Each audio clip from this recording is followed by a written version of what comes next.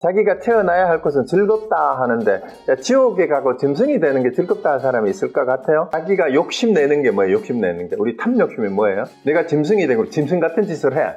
일을 할 때는 그걸 즐기고 있는 거잖아. 지금 내가 무슨 마음을 쓰느냐가 지금 현재 내가 지옥 중생이냐 짐승이냐 인간이냐가 결정이 된다고.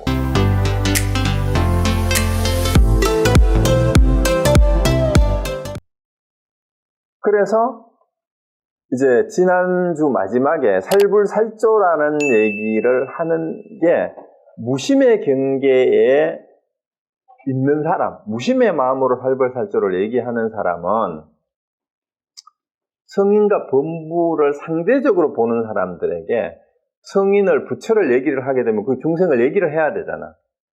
그러니까 중생을 다 없애려면 어떻게 해야 돼요? 자, 형식 논리적으로 부처가 없어야 돼. 부처가 없으면 중생도 없어요. 중생이 없으면 부처도 없어요. 그 얘기를 하기 위해서 살불살조를 얘기하는 거예요.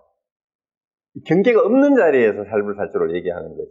그런데 그 이치도 알지 못하면서 살불살조를 얘기하면은 그야말로 그거는 잘못된 견해다라고 분명히 지난번에 했었잖아요.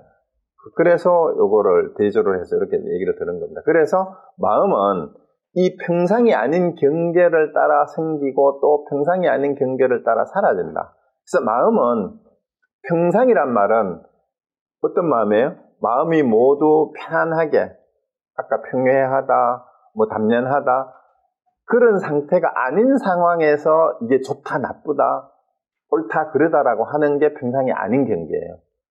그게 그런 마음을 내는 것이 허망한 마음이다 하는 거죠. 그래서 이제 평상이 아닌 경계, 마음은 이 평상이 아닌 경계를 따라 생기고 평상이 아닌 경계를 따라서 사라진다. 마음을 그렇게 자꾸 일으켜서 이게 허망한 마음이에요.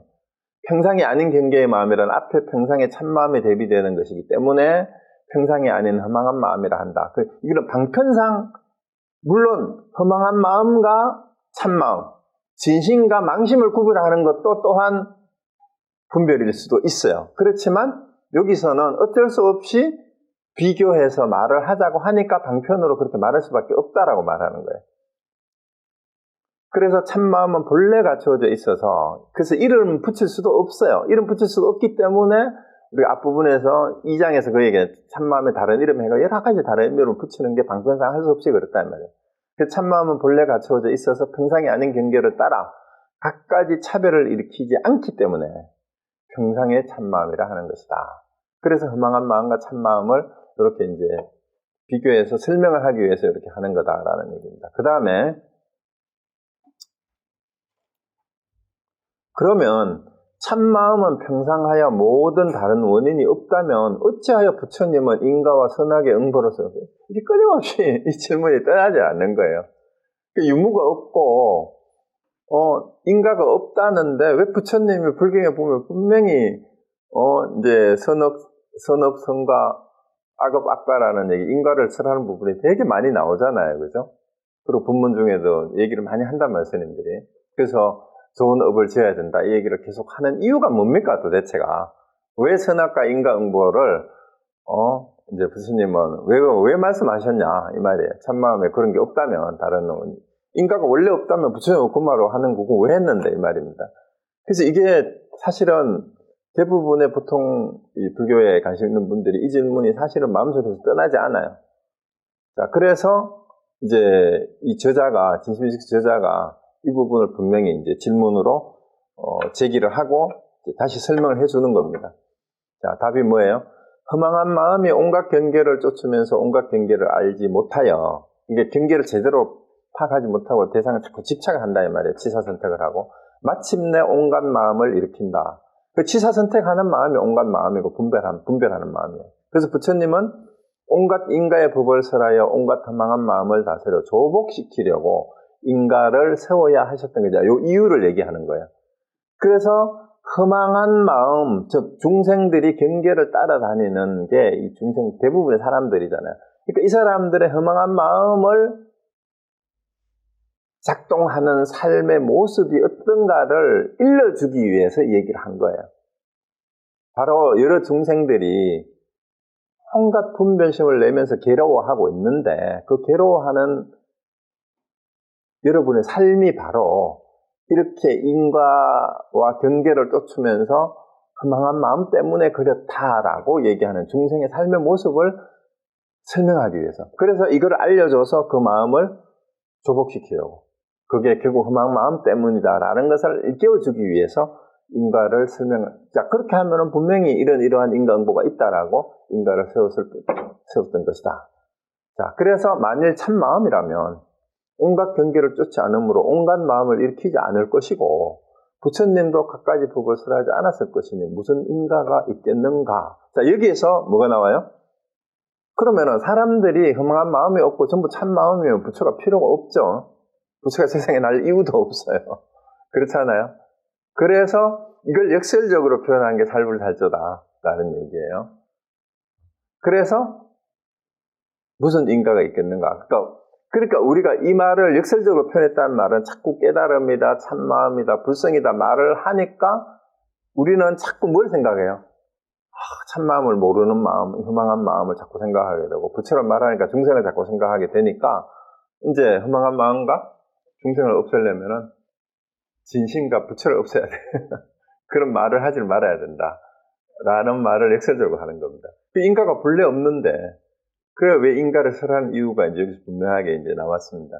자, 이렇게 14장이 끝이 나고, 자, 그 다음, 14장에 이어지네요. 자, 참마음은 평상하여 일어나지 않는 것입니까? 그러면은, 참마음이 평상심이라면, 늘 그대로 항상 한다, 이런 뜻이잖아. 평상이란 말은. 그러면, 참마음은 불생이냐? 이렇게 묻는 거예요. 이러니까 답이, 참마음은 때에 따라 100% 쓰지만 경계를 쫓아 일어나는 것이 아니라 다만 묘한 작용으로 유희하여 인가에 어둡지 않을 뿐이다. 이게 분명히 했어요. 그러니까 그러면은 불생불멸이라 했으니까 진짜 참마음은 진짜 불생이냐 이렇게 묻는 거예요 또. 그런데 때에 따라 상황에 따라서 참마음을 쓰지 왜 안 쓰냐 이 말이에요. 그렇지만 경계를 쫓아서 좋다 싫다 옳다 그러다 이걸 하는 게 아니고 묘한 작용을 통해서 묘한 작용으로 그 인과를 어둡지 않다는 말이 뭔 말이에요? 인과를 분명히 안다는 거예요.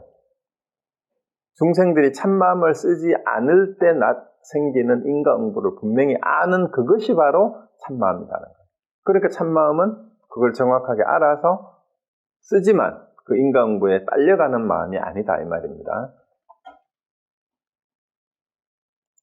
자, 그 다음에 자, 그렇다면 이 참마음이 어디로 가느냐?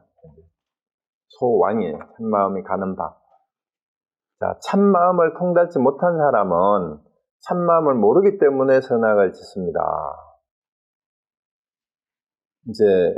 그러니까 이 참마음을 모르니까 우리는 참마음을 모르는 깨닫지 못한 사람은 늘 선악의 과보를, 업보를 짓지 않느냐 이 말입니다.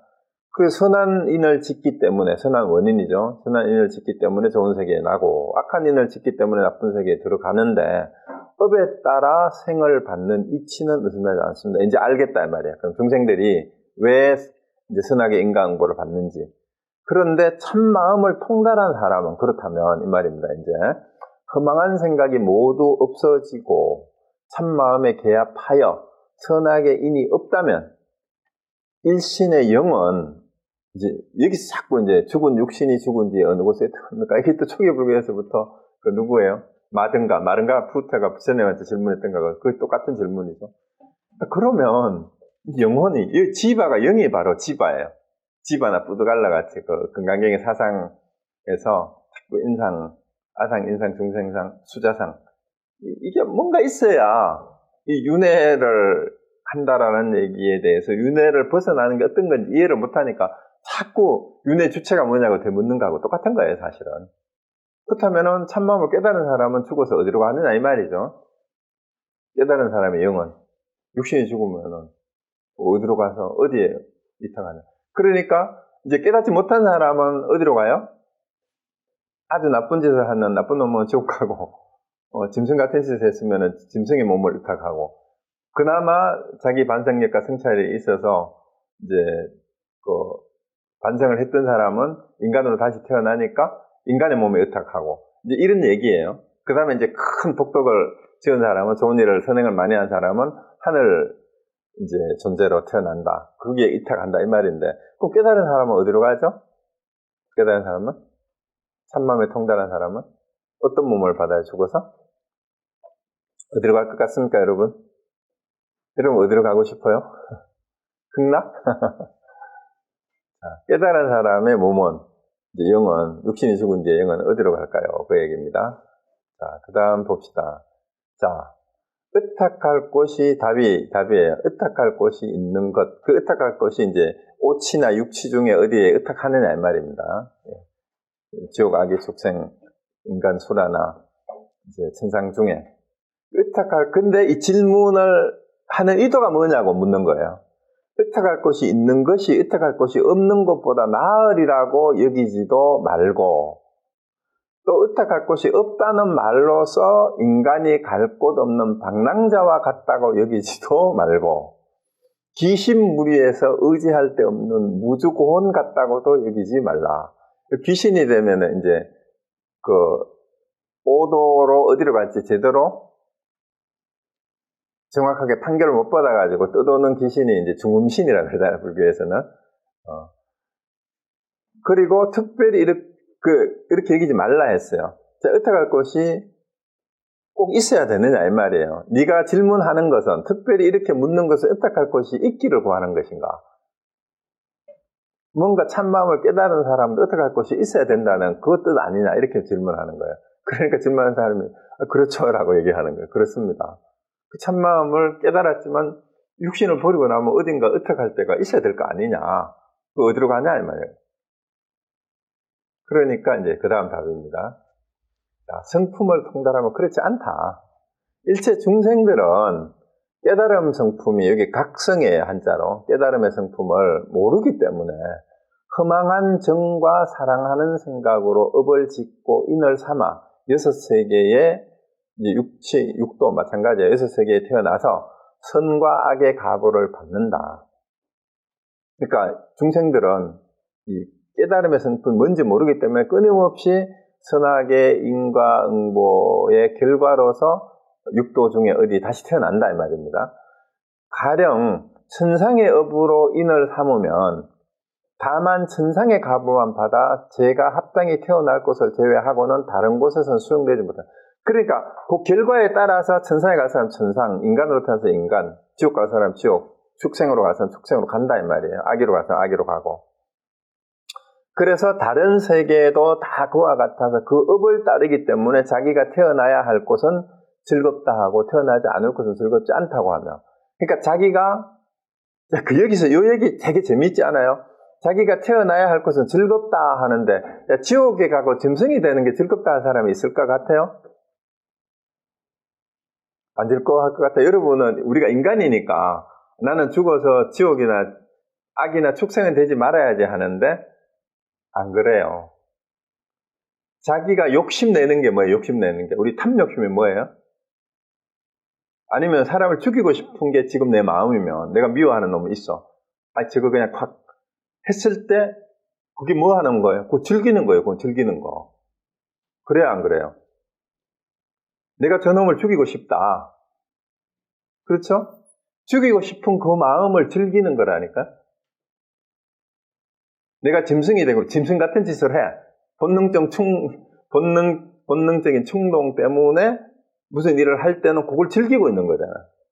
그래서 바로 제가 비유로 늘 말씀드렸잖아요. 지금 내가 무슨 마음을 쓰느냐가 지금 현재 내가 지옥 중생이냐 짐승이냐 인간이냐가 결정이 된다고. 그래도 인간이 어떻게 그럴 수 있어 하고 자기를 반성하는 사람은 내가 인간이라는 거를 속으로 다행으로 즐기고 있는 거예요. 그게 즐긴다는 말이에요. 그게 다른 모든 세계가 다 그와 같아. 그 업을 따르기 때문에 자기가 태어나야 할 것을 즐겁다 하고. 그러니까 여러분이 살생을 즐기면 어떻게 돼요? 그게 지옥 중생인데 그걸 즐겁다고 하는 거야. 그리고 자기가 태어난 곳을 태어나지 않을 것은 즐겁다고 않다고 한다면. 그러니까 우리가 농담으로 그 얘기 하잖아요. 천국 가면은 너무 재미가 없어가 지옥 간다고. 지옥에 가니까 더 재밌다는 말을 하잖아. 그러니까 재미없는 천국, 재미있는 지옥 이런 얘기를 하잖아. 그걸 즐긴단 말이에요. 즐긴다는 말이 탐욕심이에요. 그 탐욕하는 이 마음이 동하는 그 순간 그 자리가 바로 자기가 사는 경계예요. 자기가 사는 곳이에요. 그렇죠? 그래서 사람들은 이제 태어난 곳을 자기가 의탁할 곳이라 하고 자기가 태어난 곳, 누구나 자기 합리화를 해요. 요즘은 집에 개를 기르는데 개를 보면 인간보다 더 행복한 것 같아. 그리고 이놈들은 어디 디즈니 그 만화 영화에도 그런 게 있었잖아. 고양이하고 개가 이제 자기들이 주인이라고 생각하는 거야. 그 인간이 자기들 시중을 들어주는 종이라고 생각하는 거야. 그러니까 이 짐승들의 개나 고양이의 마음이 만약에 있다면 자기가 태어난 곳, 자기가 사는 곳, 자기가 애택할 곳이라 생각하고 다른 사람, 다른 존재가 태어난 곳을 남이 애택할 곳이라고 생각하고 자기들은 거기가 더 좋다고 생각하는 거야. 현재 세계가. 내가 우리 집에 강아지가 또 그런 것 같아. 뭘 다 주지. 제일 막 최고 좋아.